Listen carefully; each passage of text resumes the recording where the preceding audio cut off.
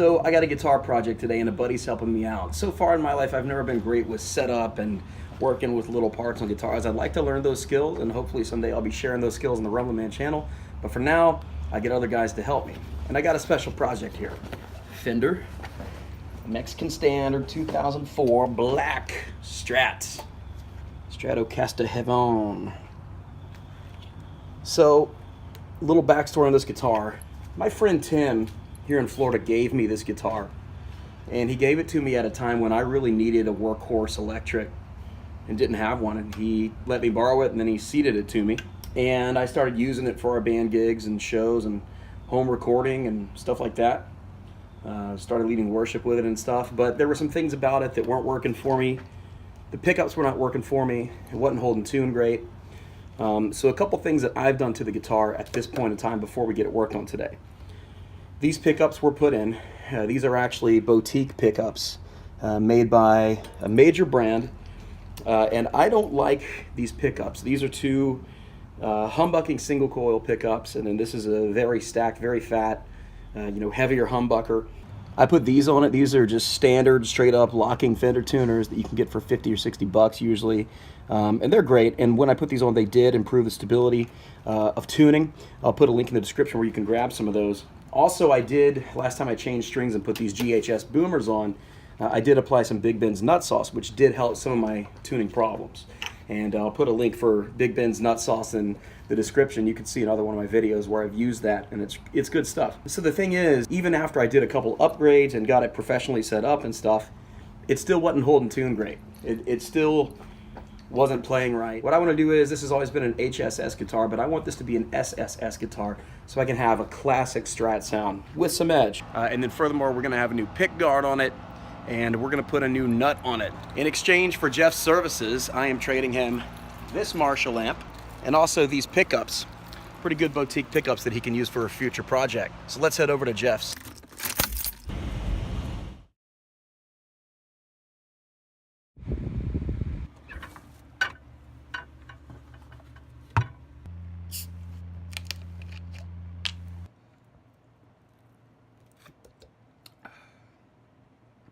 So it's the following Thursday, about 10:17 a.m. and I'm at the office up at the church, and I am so hoping that Jeff finishes my Strat today and that I hear from him, because that would be awesome. I've got rehearsal tonight with the worship team, rehearsing for Sunday morning's worship service, and I got my telly here and I got my jazz master here. But I think it would be so fun to play the Strat this week. We'll see if I hear from him.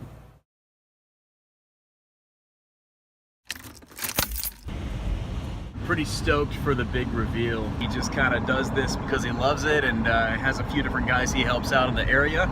And I'm blessed to be one of those guys. All right, it's over on your right. Keep going. Keep going. Back a little. No, that's good. Straight to your right. Up against the wall. Keep going. There it is.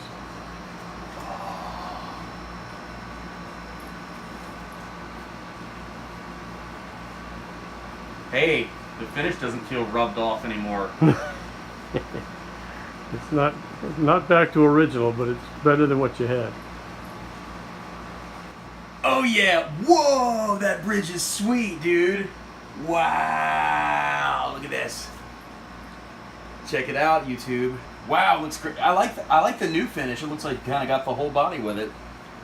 Nice. Yeah, there was too much contrast between the original factory finish and the new finish, so we tried to make it sort of all the same. Jeff, whose last name shall remain nameless, is my hero. Thank you. My pleasure. So momentarily, I will plug this thing up and give you a sound demo.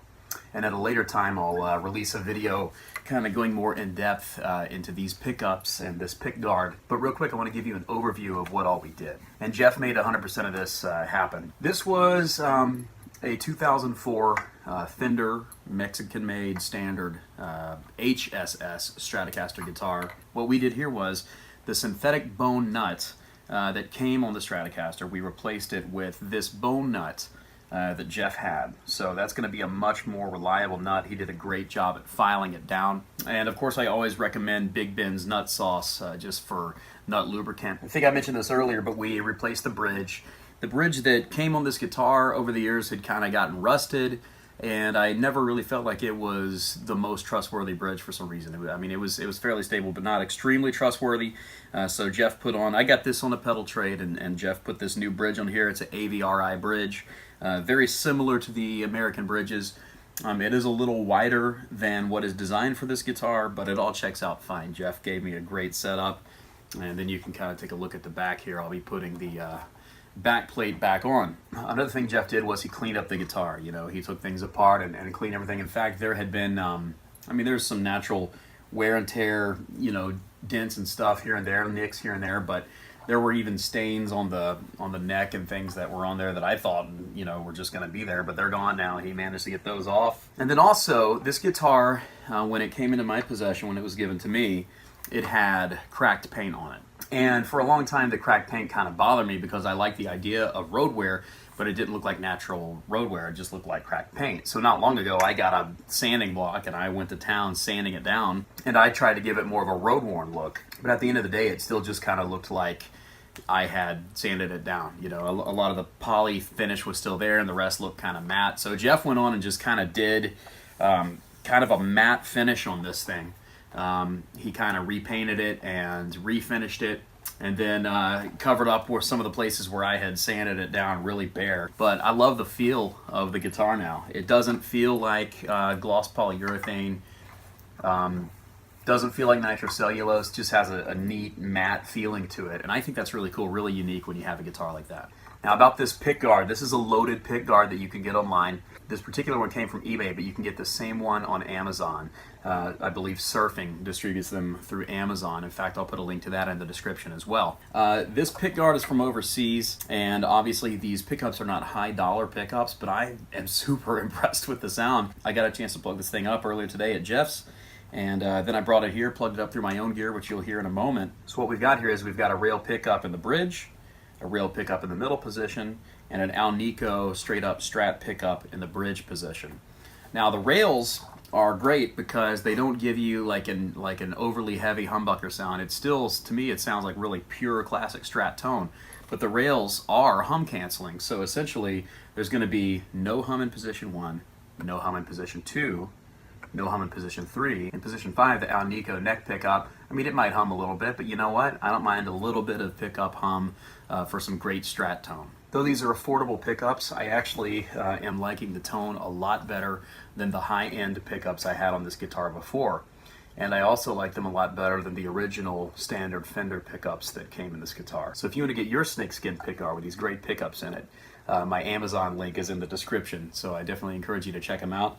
I just love 3 single coils, and if a couple of them are rail pickups that buck hum, hey, that just adds to the coolness to me. So we turned a Strat that was kind of on the edge, you know, of being a good guitar to a really unique and cool upgraded Fender, and I can't wait to play it this week. Here's kind of a sample of some of the sounds that I'll be using this guitar to play this week.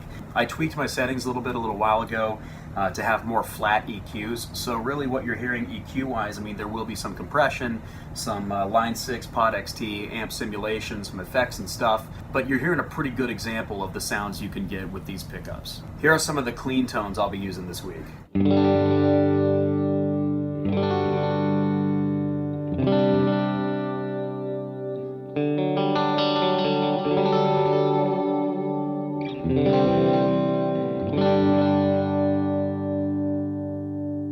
Then I have another channel here that's kind of that same thing, but kind of with a swell effect.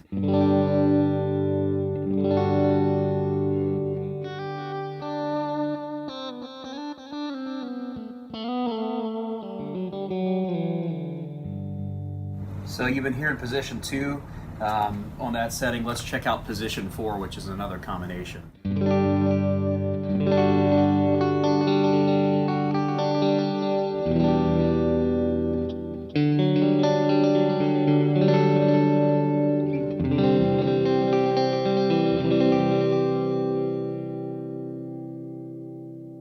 here's another one of my clean channels I'll be using. This one has a little more gain and it simulates a different amp. Position 4 again. Position 2 again.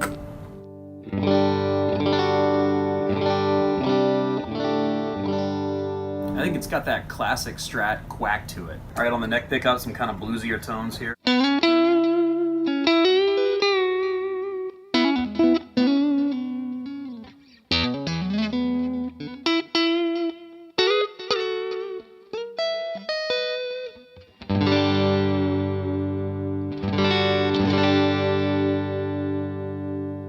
And when I first plugged up a little while ago, I smiled and laughed when I got to this setting because I'm impressed with what a great rock sound we have here. So here's some overdrive.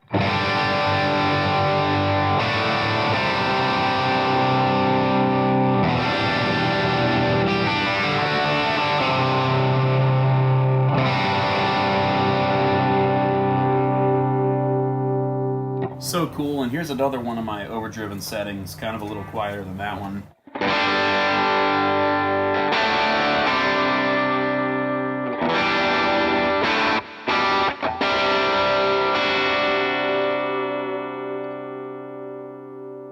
So it's safe to say I'm digging the tones. Guys, thanks so much for watching this video today. I know it was a little different than most of my videos. Wasn't a straight up review, but more of a project video, and I'd like to do more of these. I've got a bass I want to do something like this with and more things like that. It's just a matter of making it happen. Again, huge thanks to my friend Jeff for his excellent work on this Strat. I'll be playing this a whole lot, so now I've got a great Telly, got a great Strat and a great Jazz Master, and so I'm set to play, man. So thank you guys so much for checking this out. You can like me on Facebook, facebook.com/rumblinman. If you like this video, want to see gear reviews and more videos like this one, maybe some tutorials here and there, go on and subscribe to my YouTube channel. Trying to get to yet another milestone in subscribers as soon as we can here.